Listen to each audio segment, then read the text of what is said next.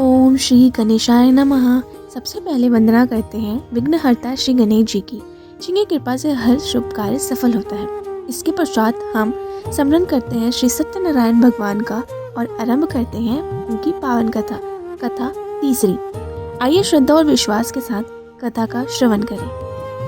श्री सूत जी ने कहा, हे श्रेष्ठ मुनियों, अब एक और कथा कहता हूँ। पूर्व काल में उत्तकामुख नाम का एक बुद्धिमान राजा था। वह सत्यायकता और जितेंद्रिय था। प्रतिदिन देव स्थलों पर जाता तथा गरीबों को धन देकर उनके कष्ट दूर करता था। उनकी पत्नी सुंदर और सती साध्य थी। भद्रशिला नदी के तट पर उन दोनों ने श्री सत्यनारायण भगवान जी का व्रत किया। साधु नामक एक वैश्य राजा को व्रत करते देख उनसे पूछने लगा, हे राजन, भक्ति युक्त चित्त से ये आप क्या कर रहे हैं? मेरी सुनने की इच्छा है।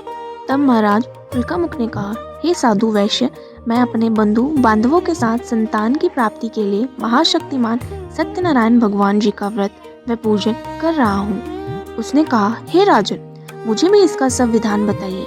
मैं भी अपने कथा अनुसार इस व्रत को करूँगा। मुझे कोई संतान नहीं है। विश्वास है कि इससे निश्चय ही मेरे यहाँ भी संतान होगी। राजा से सब विधान सुन व्यापार से निवृत्त हो वह वैश्य खुशी खुशी अपने घर आया। वैश्य ने अपनी पत्नी लीलावती से संतान देने वाले उस व्रत का समाचार सुनाया और प्रण किया कि अब हमारे यहाँ संतान होगी, तब मैं इस व्रत को करूँगा। एक दिन उसकी पत्नी लीलावती संसारिक धर्म में प्रवृत्ति होकर गर्भवती हो गई। उसने एक सुंदर कन्या को जन्म दिया। कन्या का नाम कलावती रखा। इसके बाद लीलावती ने अपने पति को स्मरण दिलाया कि आपने जो भगवान का व्रत करने का संकल्प किया था, अब आप उसे पूरा कीजिए। साधु वैश्य ने कहा, हे प्रिय, मैं कन्या के विवाह पर इस व्रत को करूँगा। इस प्रकार अपनी पत्नी का आश्वासन दे वह व्यापार करने चला गया। काफी दिन के पश्चात वह लौट तो उसने नगर में सखियों के साथ अपनी पुत्री को खेलते देखा। वैश्य ने तत्काल कलावती के लिए कोई सुयुक्त वर की तलाश की। कंचन नगर के एक सुयुक्त वणिक पुत्र से अपने बंधु बांधवों सहित प्रसन्नचित्त होकर अपनी पुत्री का विवाह उसके साथ कर दिया। वैश्य विवाह के समय भी सत्यनारायण भगवान का व्रत करना भूल गया। इस पर श्री सत्यनारायण भगवान की लीला हुई। अपने कार्य में कुशल साधु नामक वैश्य अपने जमाता सहित नाव को लेकर व्यापार करने लिए समुद्र के समीप स्थित रत्नासपुर नगर में गया। दोनों ससुर जमाई राजा चंद्रकेतु के नगर में व्यापार करने लगे। एक दिन भगवान सत्यनारायण जी की माया से प्रेरित एक चोर राजा का धन चुराकर भागा जा रहा था।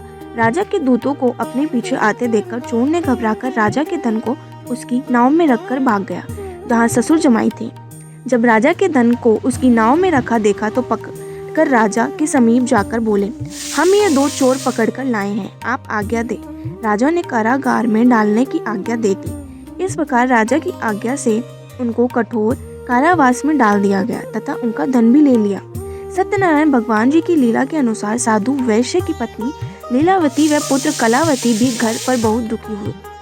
उनके घर में रखा धन चोर ले गए। एक दिन शारीरिक व मानसिक पीड़ा तथा भूख प्यास से अति दुखित हो भोजन की चिंता में कलावती एक ब्राह्मण के घर आई। उसने श्री सत्यनारायण भगवान का व्रत होते देखा। उसने कथा सुनी तथा प्रसाद ग्रहण कर रात को घर आई। माता ने कलावती से पूछा, हे पुत्री, तू अब तक कहाँ रही व तेरे मन में क्या है? कलावती बोली, हे माता, मैंने श्री सत्यनारायण भगवान का व्रत होते देखा है। तब कलावती के वचन सुनकर लीलावती ने सत्यनारायण भगवान जी के पूजन की तैयारी की। उसने परिवार और बांधवों सहित श्री सत्यनारायण भगवान जी का पूजन व व्रत किया और वह मांगा कि मेरे पति और दामाद शीघ्र ही घर लौट आए। साथ ही प्रार्थना की कि हम सबका अपराध क्षमा करो। श्री सत्यनारायण भगवान जी इस व्रत से संतुष्ट हो गए। उन्होंने राजा चंद्रकेतु को स्वप्न में दर्शन देकर कहा, हे राजन, जिन दोनों वैश्यों को तुमने बंदी बना रखा है वह निर्दोष है, उन्हें प्रातः ही छोड़ देना। राजा से वचन कहकर भगवान अंतर्ध्यान हो गए। प्रातःकाल राजा चंद्रकेतु ने सभा में सबको अपना स्वप्न सुनाया और सैनिकों को आज्ञा दी कि दोनों वाणिक पुत्रों को कैद से मुक्त कर सभा में लाया जाए। दोनों के आते ही राजा को प्रणाम किया। राजा ने उनसे कहा, हे महान अनुभवो, तुम्हें भाभी वश ऐसा कठोर दुख प्राप्त हुआ है, अब तुम्हें कोई भय नहीं है, तुम मुक्त हो। ऐसा कहकर राजा ने उनको नए नए वस्त्र भूषण दिए तथा उनको जितना धन लिया था उससे दुना लुटाकर आदर से विदा किया। दोनों वैश्य अपने घर को चले गए। इस प्रकार श्री सत्यनारायण भगवान की कथा तीसरी पूर्ण होती है। कथा पसंद आई तो लाइक करें, शेयर करें और चैनल से जुड़े रहें। जय श्री सत्यनारायण भगवान। अब आइए प्रेम और भक्ति से श्री सत्यनारायण भगवान जी की आरती करें और उनकी पावन और असीम कृपा प्राप्त करें। ओम जय लक्ष्मी रमणा स्वामी जय लक्ष्मी रमणा सत्यनारायण स्वामी जनपातक हरणा रत्न जड़ित सिंहासन अद्भुत छवि राजे नारद करत निराजन घंटाध्वनि बाजे। ओम जय लक्ष्मी रमणा स्वामी जय लक्ष्मी रमणा सत्यनारायण स्वामी जनपातक हरणा प्रकट भये कलिकार ब्रिज को दरस दियो बूढ़ो ब्राह्मण बन कर कंचन महल कियो। ओम जय लक्ष्मी रमणा स्वामी जय लक्ष्मी रमणा सत्यनारायण स्वामी जनपातक हरणा दुर्बल भील कराल जिन पर कृपा करी चंद्रचूड़ एक राजा तिनकी विपत्ति हरी। ओम जय लक्ष्मी रमणा स्वामी जय लक्ष्मी रमणा सत्यनारायण स्वामी जनपातक हरणा वैश्य मनोरथ पायो श्रद्धा तज दीनी सो फल भोग्यो प्रभु जी फिर स्तुति कीन्ही। ओम जय लक्ष्मी रमणा स्वामी जय लक्ष्मी रमणा सत्यनारायण स्वामी जनपातक हरणा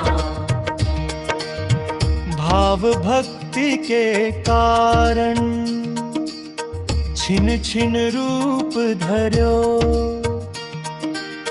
श्रद्धा धारण कीन्ही तिनके काज सर्यो। ओम जय लक्ष्मी रमणा स्वामी जय लक्ष्मी रमणा सत्यनारायण स्वामी जनपातक हरणा ग्वाल बाल संग राजा बन में भक्ति करी मन वांछित फल दीनो दीन दयाल हरि। ओम जय लक्ष्मी रमणा स्वामी जय लक्ष्मी रमणा सत्यनारायण स्वामी जनपातक हरणा चढ़त प्रसाद सवायो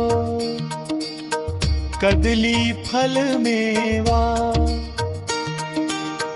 धूप दीप तुलसी से राजी सत्य देवा। ओम जय लक्ष्मी रमणा स्वामी जय लक्ष्मी रमणा सत्यनारायण स्वामी जनपातक हरणा श्री सत्यानारायण जी की आरती जो कोई नर गावे कहत शिवानंद स्वामी मन वांछित फल पावे।